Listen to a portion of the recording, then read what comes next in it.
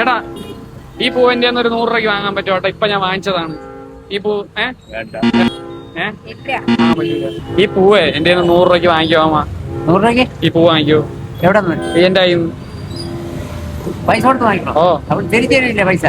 ചെറിയ എന്തിനോ എനിക്ക് പൈസ കയറിയ ആവശ്യമായി അപ്പൊ ആ കടയിൽ നിന്ന് വാങ്ങിച്ചത്. പൈസ തിരിച്ച് തരുവില്ലേ? അല്ല 100 രൂപ എനിക്ക് വാങ്ങിക്കണം. എനിക്ക് 100 രൂപ ഒരു ആവശ്യം ഉണ്ടായിരുന്നു. വാങ്ങിക്കാൻ പറ്റുമോ? 1200 ഉണ്ട് കളയ്ക്കാൻ വയ്യ.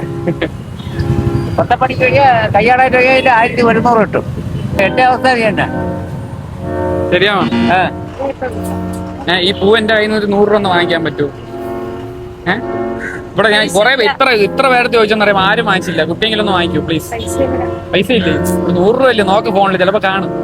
ഉണ്ടെങ്കിൽ വാങ്ങിച്ചാൽ മതി. നോക്കിയോ അല്ല ചിലപ്പോ കാണും. നോക്കിയോ വീട്ടിൽ പോകാൻ വണ്ടിക്കൂലി വെച്ചാൽ പൈസ ഒന്നും കാണൂല. കൺസിഷനാ? ഓ നിങ്ങൾ പ്രിയദർശിനിയാണല്ലോ. സോറി, കൺസിഷൻ പ്രിയദർശിനിക്കൊന്നും ഇല്ല. ഉണ്ടോ? അപ്പൊ വാങ്ങിക്കോ അത്. ഓക്കെ അതാ വാങ്ങിച്ചോ. ഇതൊരു ചലഞ്ച് ആയിരുന്നു. എന്റെ കയ്യിൽ നിന്ന് 100 രൂപയ്ക്ക് വാങ്ങുന്ന ആൾക്ക് ഞാൻ 500 റുപ്പീസ് കൊടുക്കുന്നു. കുട്ടിക്ക് ഇപ്പൊ 500 റുപ്പീസ് ഇട്ടിട്ടുണ്ട്. ഇത് വാങ്ങാൻ തോന്നിയ കാര്യം ചേട്ടൻ കുറെ ചോദിച്ച്, പിന്നെ അക്കൗണ്ടിൽ ബാലൻസ് ഉണ്ടായിരുന്നു.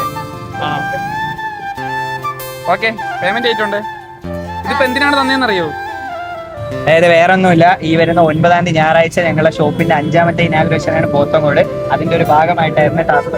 അതിൽ വളരെയധികമായിട്ട് പെർഫോം ചെയ്ത് വിജയിച്ചു. ഓക്കെ, ഷോപ്പിന്റെ ലൊക്കേഷൻ പോത്തങ്കോട് ബസ് സ്റ്റാൻഡിന്റെ ഓപ്പോസിറ്റ്.